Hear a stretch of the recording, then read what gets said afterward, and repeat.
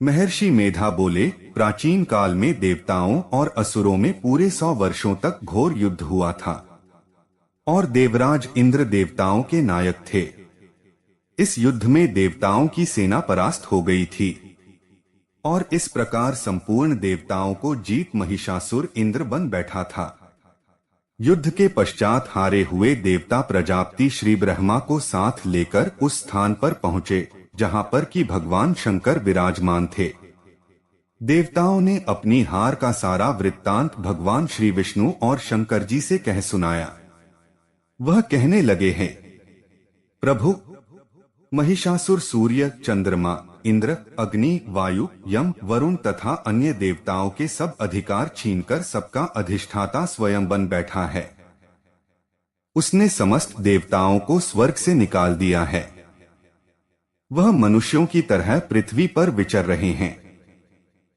दैत्यों की सारी करतूत हमने आपको सुना दी है और आपकी शरण में इसलिए आए हैं कि आप उनके वध का कोई उपाय सोचें। देवताओं की बातें सुनकर भगवान श्री विष्णु और शंकर जी को दैत्यों पर बड़ा गुस्सा आया। उनकी भौहें तन गई और आंखें लाल हो गई। गुस्से में भरे हुए भगवान विष्णु के मुख से बड़ा भारी तेज निकला और उसी प्रकार का तेज भगवान शंकर, ब्रह्मा और इंद्र आदि दूसरे देवताओं के मुख से प्रकट हुआ। फिर वह सारा तेज एक में मिल गया और तेज का पुंज वह ऐसे दिखता था जैसे कि जाज्वल्यमान पर्वत हो। देवताओं ने देखा कि उस पर्वत की ज्वाला चारों ओर फैली हुई थी और देवताओं के शरीर से प्रकट हुए तेज की किसी अन्य तेज से तुलना नहीं हो सकती थी। एक स्थान पर इकट्ठा होने पर वह तेज एक देवी के रूप में परिवर्तित हो गया और अपने प्रकाश से तीनों लोकों में व्याप्त जान पड़ा। वह भगवान शंकर का तेज था, उससे देवी का मुख प्रकट हुआ। यमराज के तेज से उसके सिर के बाल बने, भगवान श्री विष्णु के तेज से उसकी भुजाएं बनी, चंद्रमा के तेज से दोनों स्तन और इंद्र के तेज से जंघा तथा पिंडली बनी और पृथ्वी के तेज से नितंब भाग बना। ब्रह्मा के तेज से दोनों चरण और सूर्य के तेज से उनकी अंगुलियां पैदा हुई। वसुओं के तेज से हाथों की अंगुलियां एवं कुबेर के तेज से नासिका बनी। प्रजापति के तेज से उसके दांत और अग्नि के तेज से उसके नेत्र बने। संध्या के तेज से उसकी भौहें और वायु के तेज से उसके कान प्रकट हुए थे। इस प्रकार उस देवी का प्रादुर्भाव हुआ था। महिषासुर से पराजित देवता उस देवी को देखकर अत्यंत प्रसन्न हुए। भगवान शंकर ने अपने त्रिशूल में से एक त्रिशूल निकालकर उस देवी को दिया और भगवान विष्णु ने अपने चक्र में से एक चक्र निकालकर उस देवी को दिया। वरुण ने अपने चक्र में से एक चक्र निकालकर उस देवी को दिया। अग्नि ने इसे शक्ति दी, वायु ने उसे धनुष और बाण दिए। सहस्त्र नेत्रों वाले श्री देवारज इंद्र ने उसे अपने वज्र से उत्पन्न करके वज्र दिया और ऐरावत हाथी का एक घंटा उतारकर देवी को भेंट किया। यमराज ने उसे कालदंड में से एक दंड दिया, वरुण ने उसे पाश दिया। प्रजापति ने उस देवी को स्फटिक की माला दी और ब्रह्मा जी ने उसे कमंडलू दिया। सूर्य ने देवी के समस्त रोमों में अपनी किरणों का तेज भर दिया। काल ने उसे चमकती हुई ढाल और तलवार दी और उज्जवल हार और दिव्य वस्त्र उसे भेंट किए और इनके साथ ही उसने दिव्य चूड़ामणि दी, 2 कुंडल, कंकण, उज्ज्वल अर्धचंद्र, बाहों के लिए बाजूबंद, चरणों के लिए नुपुर, गले के लिए सुंदर हंसली और अंगुलियों के लिए रत्नों की बनी हुई अंगूठियां उसे दी। विश्वकर्मा ने उनको फरसा दिया और उसके साथ ही कई प्रकार के अस्त्र और अभेद्य कवच दिए और इसके अतिरिक्त उसने कभी न कुम्हलाने वाले सुंदर कमलों की मालाएं भेंट की। समुद्र ने सुंदर कमल का फूल भेंट किया। हिमालय ने सवारी के लिए सिंह और तरह तरह के रत्न देवी को भेंट किए। यक्षराज कुबेर ने मधु से भरा हुआ पात्र और शेषनाग ने उन्हें बहुमूल्य मणियों से विभूषित नागहार भेंट किया। इसी तरह दूसरे देवताओं ने भी उसे आभूषण और अस्त्र देकर उसका सम्मान किया। इसके पश्चात देवी ने उच्च स्वर से गर्जना की। उसके इस भयंकर नाद से आकाश गूंज उठा। देवी का वह उच्च स्वर से किया हुआ सिंहनाद समा न सका। आकाश उनके सामने छोटा प्रतीत होने लगा। उससे बड़े जोर की प्रतिध्वनि हुई, जिससे समस्त विश्व में हलचल मच गई और समुद्र कांप उठे, पृथ्वी डोलने लगी और सबके सब पर्वत हिलने लगे। देवताओं ने उस समय प्रसन्न हो सिंह वाहिनी जगतमयी देवी से कहा, देवी तुम्हारी जय हो। इसके साथ महर्षियों ने भक्ति भाव से विनम्र होकर उनकी स्तुति की। संपूर्ण त्रिलोकी को शोक मग्न देखकर दैत्यगण अपनी सेनाओं को साथ लेकर और हथियार आदि सजाकर उठ खड़े हुए।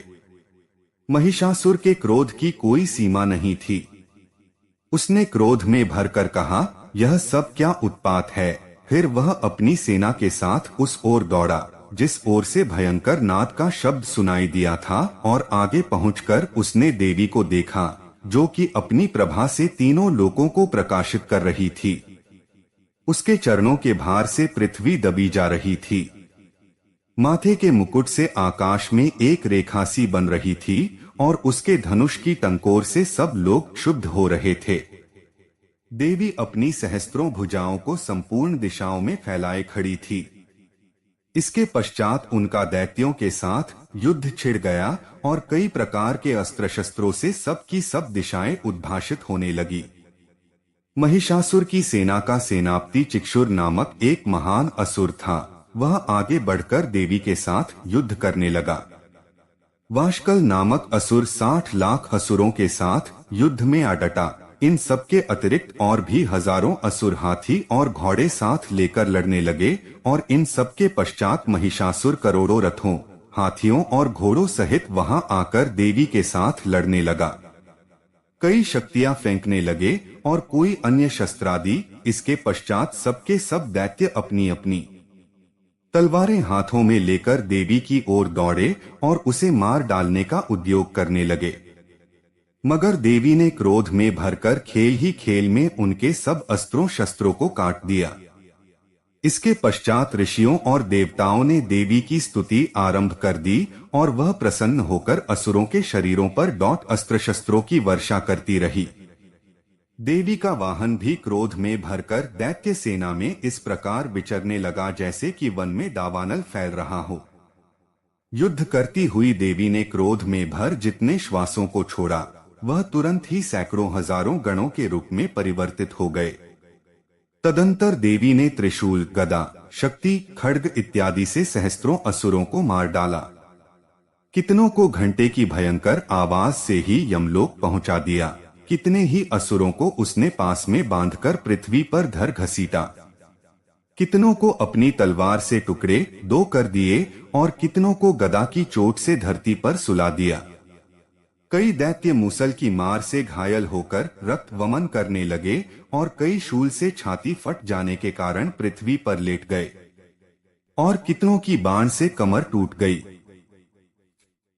कितनों की बाहें अलग हो गई। कितनों के सिर कटकर दूर भूमि पर लुढ़क गए। कितनों के शरीर बीच में से कट गए और कितनों की जंघाएं कट गई और वह पृथ्वी पर गिर पड़े और शस्त्र हाथ में लेकर देवी से लड़ने लगे। और कई दैत्यगण भूमि में बाजों की ध्वनि के साथ नाच रहे थे। कई असुर जिनके सिर कट चुके थे, बिना सिर के धड़ से ही हाथ में शस्त्र लिए हुए लड़ रहे थे। दैत्य रहकर ठहरो ठहरो कहते हुए देवी को युद्ध के लिए ललकार रहे थे। जहां पर यह घोर संग्राम हुआ था, वहां की भूमि रथ, हाथी, घोड़े और असुरों की लाशों से भर गई थी और असुर सेना के बीच में रक्तपात होने के कारण रुधिर की नदियां बह रही थी। और इस तरह देवी ने असुरों की विशाल सेना को क्षण भर में नष्ट कर डाला। और देवी का सिंह भी गर्दन के बालों को हिलाता हुआ और बड़ा शब्द करता हुआ असुरों के शरीरों से मानो उनके प्राणों को ढूंढ रहा था। वहां देवी के गणों ने जब दैत्यों के साथ युद्ध किए तो देवताओं ने प्रसन्न होकर आकाश से उन पर पुष्प वर्षा की। मित्रों, आपको आज की कथा कैसी लगी कमेंट करके अवश्य बताएं। और दुर्गा सप्तशती के अगले अध्याय को देखने के लिए चैनल को सब्सक्राइब करें। जय माता दी।